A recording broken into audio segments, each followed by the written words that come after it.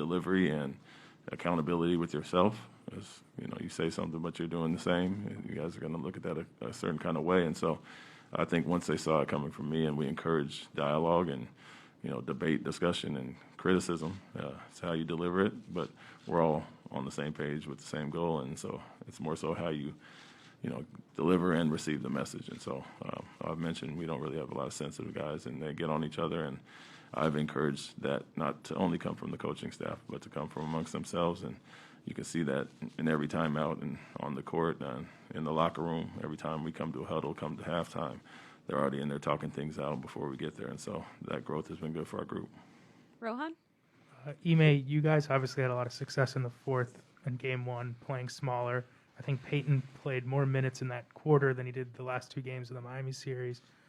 When you have success riding a lineup like you did in game one, how does that influence your rotation in game two? Like, does it make you want to go to that lineup sooner, or do you have to let the game dictate your decision making there? Yeah, it's not really a preconceived thing going in. We have some lineups set, but I think our versatility in general helps us out in that regard and kind of let the game play out. And so we extended the lead with Marcus on the bench, with Peyton and Derek, and they're playing well, and downsized without the five, and so that really worked for us, obviously. But we gave credit to Marcus sitting there ready, cheering on. Obviously, he wants to be in the game to impact it, but sees what that group is doing, and so that's kind of the selfless nature of our team as we've grown throughout the year. But it's a game-by-game thing. We understand we can go downsize with Derek. If Grant is playing well on both ends, we can play him or go double bigs. And so I think our flexibility as far as that is kind of dictated by the game and how it plays out. Next question on the right. John Corrales, Boston Sports Journal. Ime, when you look at that first quarter, do you think the mistakes that were made is something that you can clean up with your normal starting personnel, or do you think you need to make an adjustment there so you can clean up the things that you were doing wrong, leaving stuff open and stuff like that? Yeah, I think it didn't have anything to do with starters or who was in the game at the time. It was a lot of transition and non-communication between the guards. So that's not going to change regardless of, if we do something different with the bigs. So there's a lack of communication there.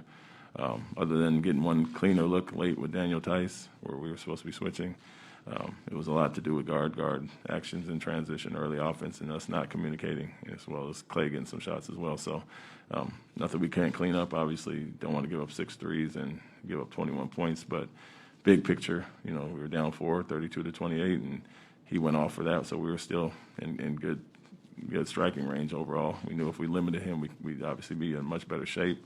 And then the other part was offensively, we were fine. So scoring the 28, so to only be down 4, we felt good about that, knowing we let him get off to that extent. Tim up front.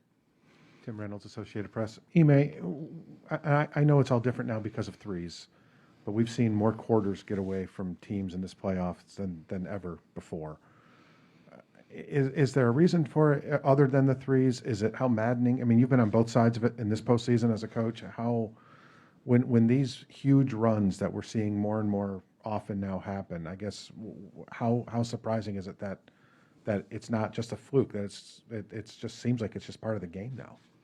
Yeah, I mean, teams can obviously get off to those leads because of the three. I think it's exaggerated because of that.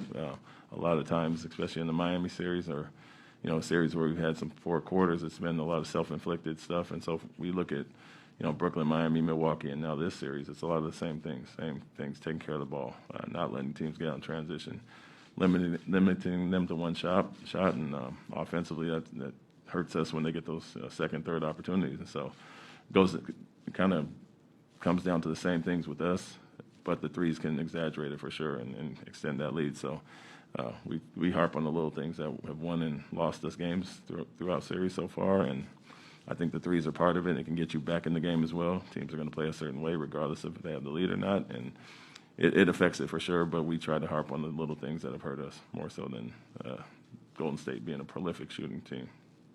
Last couple of questions. Vince on the right. Vince Goodwill, Yahoo Sports. I think you put Marcus on Draymond at some point to sort of cut off the dribble handoffs and the relocations that he does to set other shooters up for threes. How much of your defensive strategy is focused on making him aggressive or making him more of a shooter as opposed to a facilitator? Yeah, it's a big part of it. We were comfortable with pretty much all of our wings are guards on him. Like I said, we are a bigger team and a physical team as far as that, so we don't feel it's a cross match with Marcus by any means or a mismatch there. And the bottom line is we put Marcus on bigs throughout the season to switch on to their guards at times, and so that's something in our back pocket that we feel comfortable doing.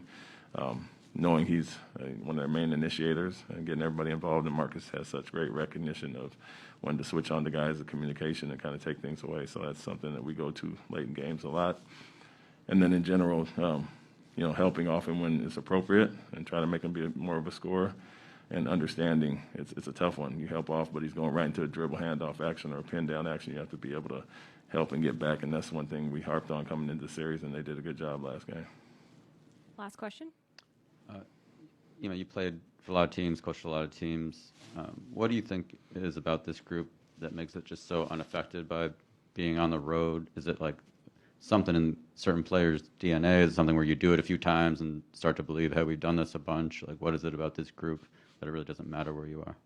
It's a little bit of both. I think in general, we have guys that pretty much stay even-keeled, don't get rattled too easily. I harped on it early in the season to get the road warrior mentality, and our guys have bought into that. But the bottom line is if we defend at a certain level, we should be in good shape regardless of where we play. And so that's the thing. If we can limit runs in those 38-point quarters, you look at the others, 22 and 16, we're in good shape. So just try to limit the runs. I think offensively and in general, we have a confident group. And then defensively, we can lock in. So that usually gives us good results. But love that part of it. Love where we're at, 8-2 on the road in the playoffs, and it obviously benefits us to get on the road and get those wins and go back home and take care of business. Thanks, Coach. Thank you.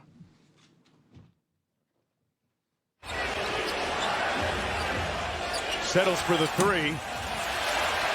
Curry with a quick outlet to Looney. Great catch! And a better block by Brown. He packed it. Light in transition to Brown with a head of steam. Great pass from Curry, but Brown doesn't give up on the play. Says not on my watch. And on the other end, because of his ability to get up and run, he's got to look to be aggressive in these situations. Wiggins hedging.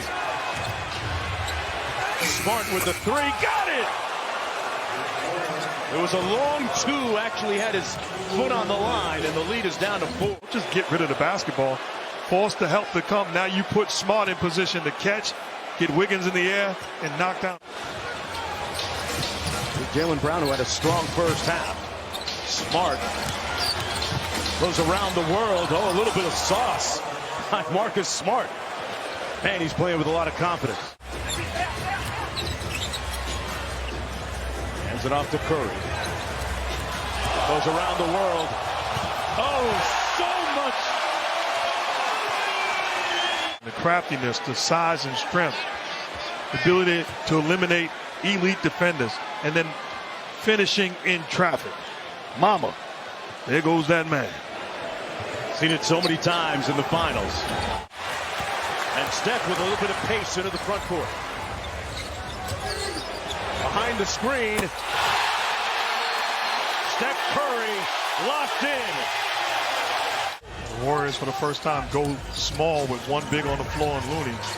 A bunch of shooters and scorers. Williams looks at that three, and he laces it.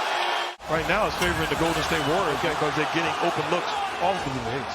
But I believe both teams want to ultimately play with great pace. Tatum and one. A strong finish for Jason Tatum playing in his first NBA final. This is when you get opportunities, when you're filling the lane, when you're running the floor, when you're attacking one-on-one. And Steve Kerr is having a